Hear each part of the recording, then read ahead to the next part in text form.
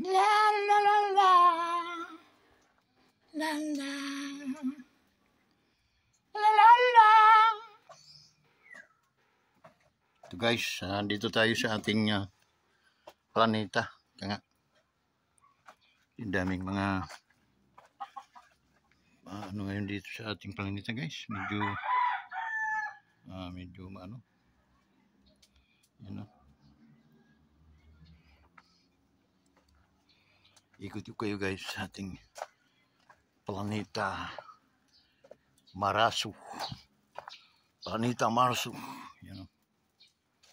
Nagsilab tayo guys kasi nga marami ng mga dahon. Yan. Hello, shout out sa ating mga OFWs, no? Yan o. Para mausukan naman yung mga ano. Kasi yung mga prutas natin ito mga santol. Yan, santol. So ito yung nangyayari. Yan ay ayan guys. Yan ay tawag ng mangga. Ay mangga, langka. Yan. Langka yan.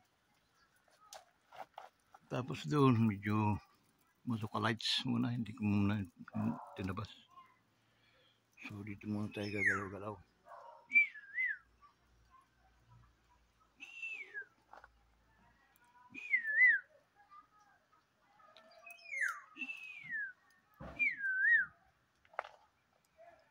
Yun. Guys, no. Dito tayo sa ating ito mangga. Mangga ito guys, no. Tapos pagdating dito marami pa rin tayo. Shoutout sa ating mga OFWs dyan sa Hong Kong, no? Shoutout sa inyong lahat guys. Sa Singapore, ipalakpakan natin mga OFWs natin sa Singapore guys. Sa Taiwan, Bahrain, KSE, lahat ng mga bansa ay mayroon tayong mga OFWs. They are scattered around the world. Okay? Well, ay tayo ay ano ngayon guys, araw ng Webes, 25 ng Abril. Kailan lang, napakabilis ng araw guys, no? So fast, no? Running so fast, no? So, yun guys, no? By the way, shout out sa ating mga men and women in uniform. They are complying their duty, no, to maintain peace and order in our nation, no, to protect Filipino people. Okay, ating mga men and women din na mga pulisan, shout out sa inyo guys. Sana mag-likes kayo sa ating video ito. Tulungan ninyong lumago ang mga views, lumago ang mga subscriber. Guys, kakaunti na lang. Sana matulungan nyo kung maka-comply tayo ng maka 1,000 malapit na, no? Sa matter of 80 something na lang. So siguro kaya nating hapitin ngayon yun, no? Dito sa video natin ito. Mga kaibigan natin, invite natin mga hindi pa nag-subscribe o may mga dalawang cellphone, tatlong cellphone sila, mga taga ating mga OFWs, please help us guys, no? Matagal na itong inyong ka-wonders na hindi ma-monetize because one man army tayo, and then one man army talagang ano ito guys,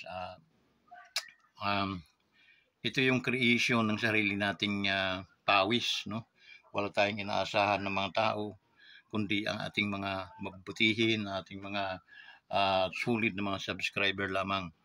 Sa totoo lang, malaking pasalamat ko sa inyong lahat na nagtitiwala at mga solid na mga ka-wonders, dahil napakahirap po ng kinalalagyan ng inyong founder, as a founder of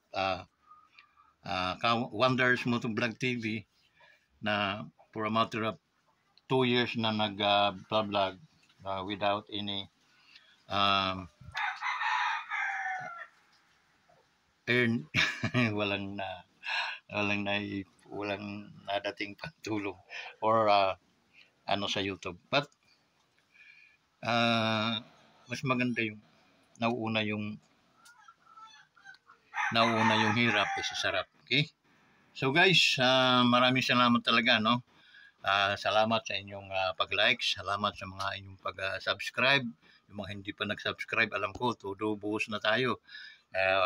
Kumbaga, nasa last days na tayo guys. Please, kindly pagkatiwalaan niyo ang inyong lingkod. Wala naman tayong masamang tinapay na dinadala. Okay? Nagkukot man ako ng mga biblical na mga verses. Wala naman akong dinadala sa inyong mga relihiyon, kundi kung ano relihiyon nyo, go ahead, no? Respeto, igalang natin yun. So guys, lalo na mga anuhan ni Pangulong Duterte, ating mga kakampi. Okay, alam naman natin ang mga nangyari, no, sa mga Duterte. That's the reason why before tayo mag-proceed, no, gusto kong mapaliwanagan sa inyo na this is our last chance, no, na ma-revive natin yung pagiging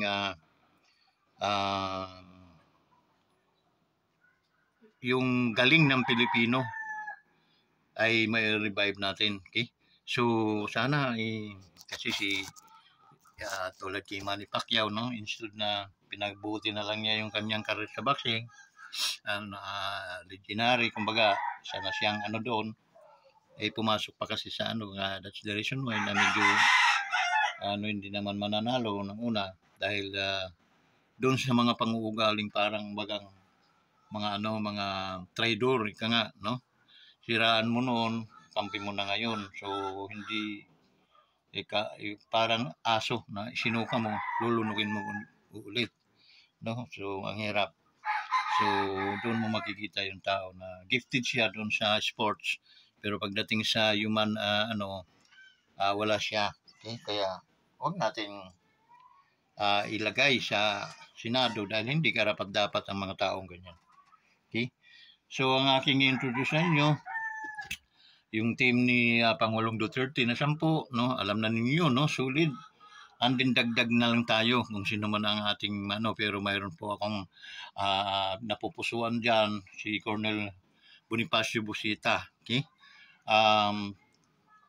Huwag po natin siyang biguin sa kanyang layunin dito sa Senado dahil talagang mayroon siyang magandang plano. Okay?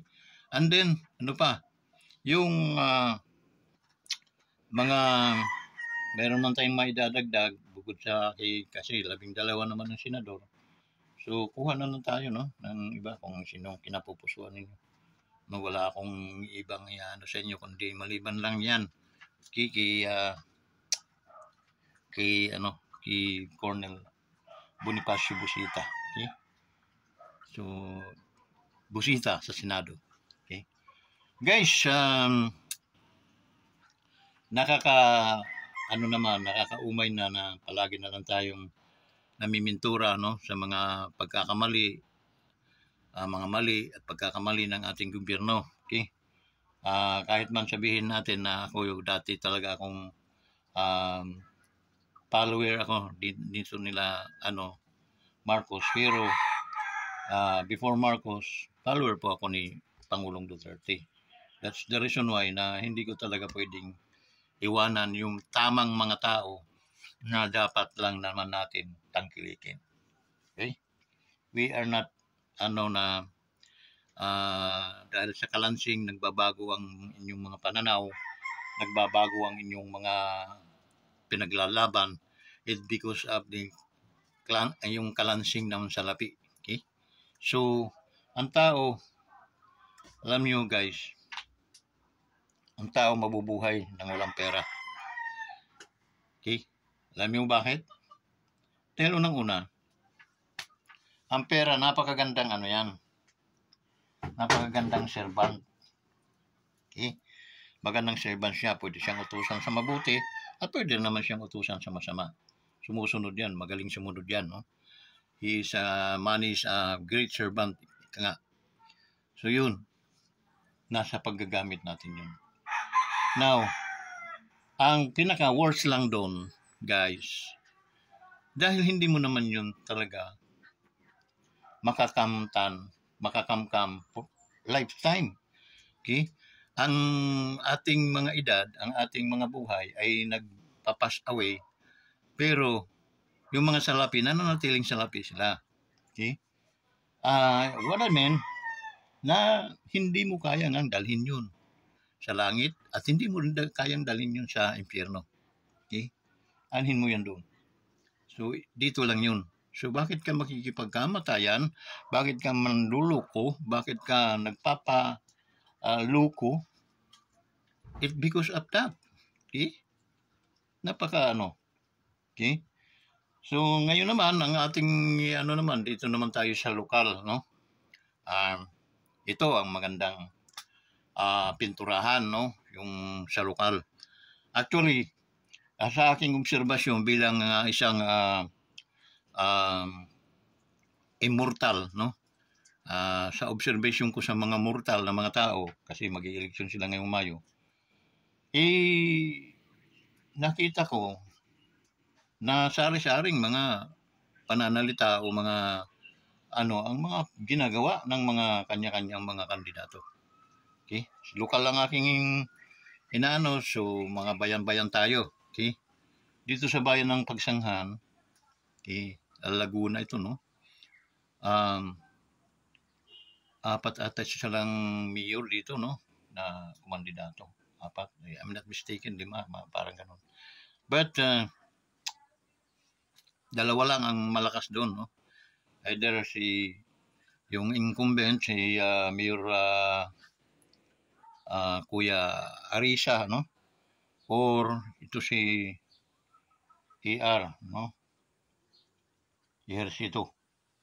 Pero guys, sa isang banda, mas lamang si Mayor Arisa unang-una. Nasa kanya ang mga heavy equipment kung tutusin. While sa kalaban, andun lang ang mga mano-mano ng mga system kasi doon nakulong kanilang mga isip sa lumang mga sistema. Kaya matagal nilang hinawakan Pagsanghan na walang nangyari. Walang improvement. Ang buhis ay talaga nananatiling ganun lang. Nang dumating si Mayor Arisa, okay? Lumaki ang income ng bayan ng Pagsanghan. Okay? At maraming mga business firm na nagtiwala, no? Nagbukas ng mga business dito sa bayan ng Pagsanghan. It means from class D, parang andito na tayo ngayon sa class C, no? Or B.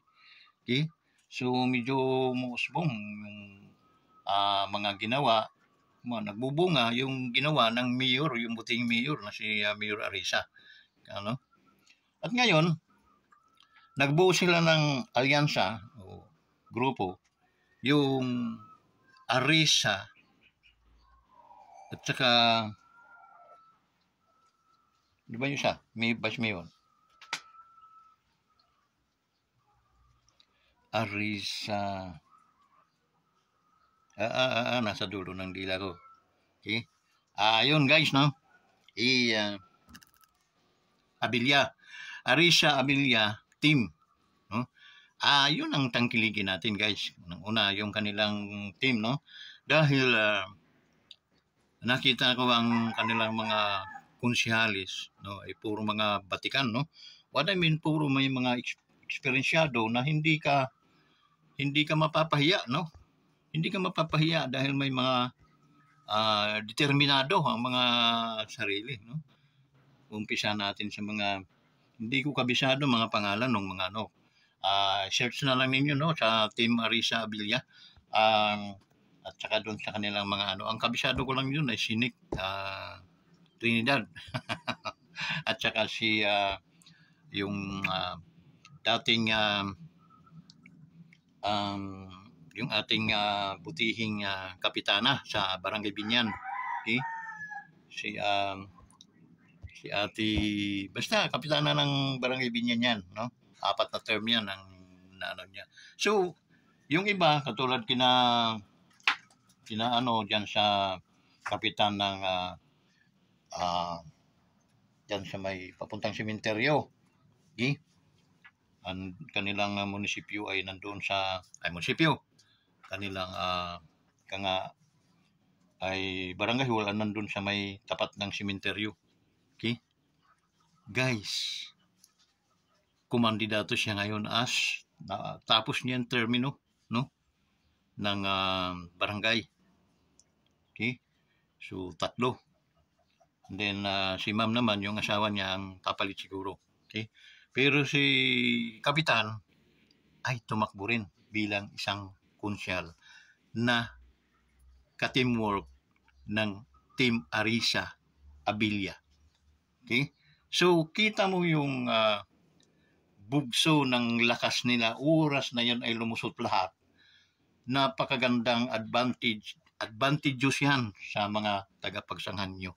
Okay? Itaga nyo sa Arisa. Kasi itaga mo sa bato. What I mean, business under, yung equipment, no, nasa kay Mayor Arisa at saka sa kanyang team. Okay? Sa kanyang vice, sa kanyang mga konsihalis. Okay? So, i-search ninyo yung team Arisa Abilia. Okay? Hindi po kayo mapapahiya. I-landslide po ninyo yung mga konsihalis nila dahil mayroon po kayong malaking improvement. Din hindi pa siguro matatapos o matapos man yung kanilang termino as a 3 years, ay baka maging syudad na yung inyong pagsanghan. Okay? Ungasan pa ninyo Santa Cruz. Okay? Because there's a lot of hospitals na magpapatayo dyan, mga business firm, building, no? Dyan, magtitiwala. Okay? So, because alam nilang kung gaano kalakas yung magiging tatay o leader ng bayan na to. Okay? At very supported yung mga, hindi po basta-basta yung mga utak nitong mga konsyalis nila. Okay? So, yun po yung sa akin, no, na kung mayroon mang mga ka-wanderers na nandito sa location ng pagsanghan at kayo mga butante na pagsanghan, akin po kayong hinihimok na isolid po ninyo Team Arisa Abilia. Hindi po kayo magsisisi. Lakas ng mamayan, negosyo ay sasagana ang buhay ng mga pagsangin nyo. Tandaan nyo yan. So yun, no? Marami. June pala yun. Si Consul June. No, medyo nakalimutan ko apelido. Pero nasa dulo ng dila. So yun, no? So sana mangarap kayo na kasama yung Arisa Abilia team. Okay? Dahil mayroon silang vision. Okay? The Bible says, without vision, people perish. Okay? So, it's a very important to a leader sa kanilang mga counselors, no? Na mayroon silang pananaw palagi to improve life at pagsanghan nyo. To improve business, to improve magkaroon ng marami pang trabaho. Para, you know guys, once na maraming trabaho, almost mga 70 to 75% ng residente ay may mga trabaho, maganda po ang flow ng inyong taxes. So, ganun lang yun. Nagre-recycle lang yun. Okay? Recycle. Once na maraming mga papasok na mga negosyante, mag-i-invest sa pagsangan, marami din, natural, priority yan yung mga pagsangin nyo. Maraming makakapagtrabaho ang pagsangin nyo na mag-aambag ng buhis at upang lumaki ang income ng pagsanghan. Ganun lang kasimple ang mathematics nun. So, kasi sinubukan na lahat ng mga yan na tumatakbo ulit ngayon, okay, dahil nakita nila yung kanilang kamalian. Oo, pero it's too late for me. Okay? It's too late. Binigyan kayo ng pagkakataon, hindi nyo ginawa ang inyong mga trabaho. Naging very kayo nung pabaya ng mga klaseng mga mayor. Dumating si Mayor Arisa, ayan, linatag, ipinakita sa inyo yung mga negosyo na darating pa. May hospital dyan na tinatayo at ang inyong munisipyo ay nandyan na rin sa inyong palengke. So magkatabi-tabi na, no? Ang kulang na yun, yung Grand Terminal. Pag may Grand Terminal, gaganda ang buhay ng mga driver natin.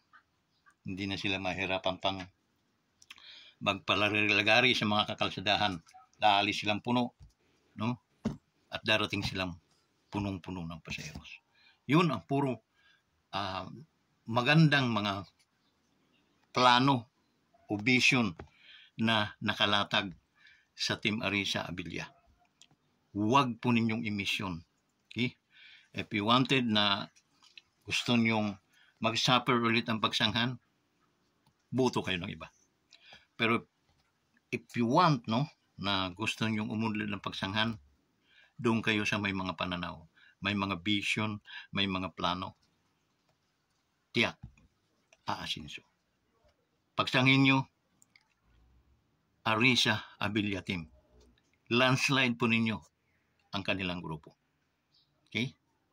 Thumbs up natin sila at palakpakan natin sila dahil darating sila naman, ang panahon sila naman ang tutupad sa kanilang mga tuparin natin ang ating mga obligasyon ngayong Mayo ang bumoto. Ngunit iboto natin solido ang Arisa Abilia Team. God bless you all. Bye-bye.